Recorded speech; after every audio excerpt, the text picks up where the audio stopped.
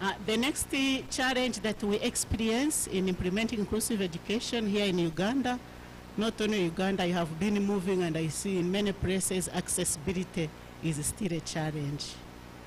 Even today when we went for a photo, you saw the place where we went. Accessibility is still a challenge, and this limits participation of children with disabilities. I've been moving in schools. When we talk of physical barriers and talk of accessibility provisions, people look at a ramp. A ramp is not the only accessibility provision that we are supposed to give.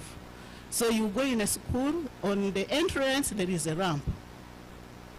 When you are going to toilet, at the entrance there is a ramp. But when you look in the compound, where a person with disability is going to pass to go to the toilet or to go to class, accessibility is not there. So when we are talking of removing barriers to allow accessibility, we don't only look at the classroom, at the entrance of the classroom. We look at the compound. How does the compound environment look like? Will a person in a wheelchair be able to move from class to class, from class to the teacher's office, from class to the toilet? So these are some of the challenges, the physical barriers that are always limiting participation and access to education among children with disabilities. Next slide. Next slide, please. Accessibility is for all. When we are putting a ramp, one time I was moving in a lift, and many people were fighting to enter the lift. And for me, I always crack jokes.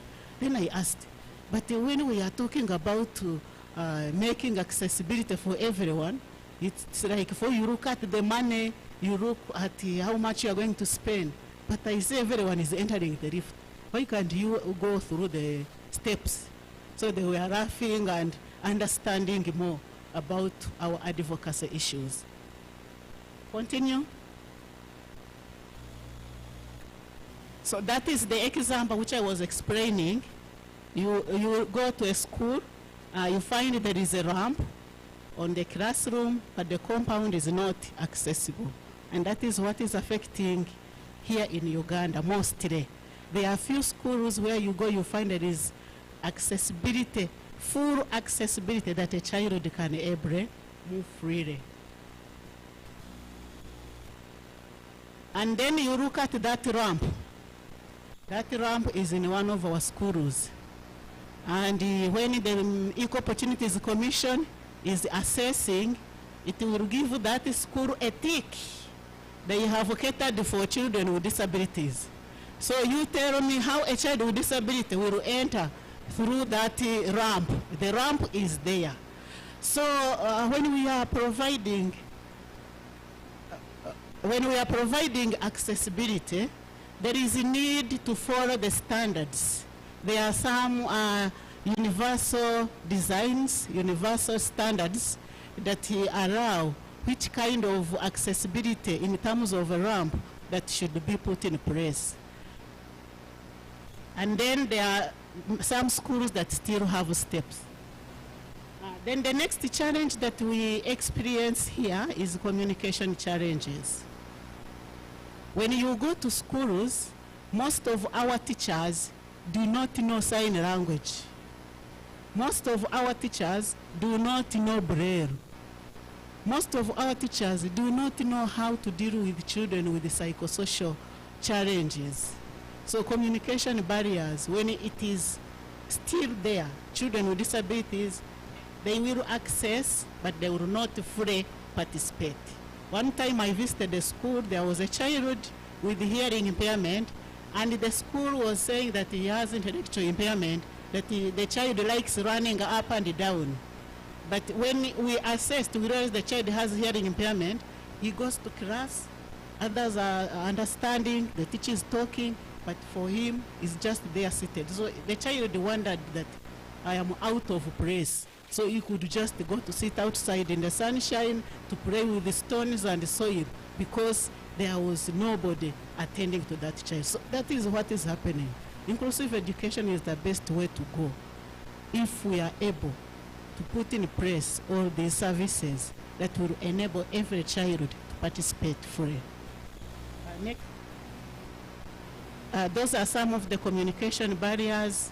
You have hearing impairment and somebody's talking, calling me Pamela, Pamela, I'm not hearing because of communication problems. So these are some of the barriers that are always limiting access to education for children with disabilities, especially those who need those services. Next slide. The next barrier is the policy barriers. Up to now, the National Inclusive Education Policy is not yet out. Much as we have policies and laws and acts, sometimes implementation is a problem. Dr. Jock presented here the national policy on disability had a provision of 10% financing of activities for persons with disabilities, which was not implemented. So we may have good policies, but you find implementation is still a challenge. And when you ask what is causing the challenge for implementation, always it is referred to finances, that there is no money to put up a ramp, no money to employ a sign and language interpreter, no money to buy Parkinson's machines, no money to buy Braille papers.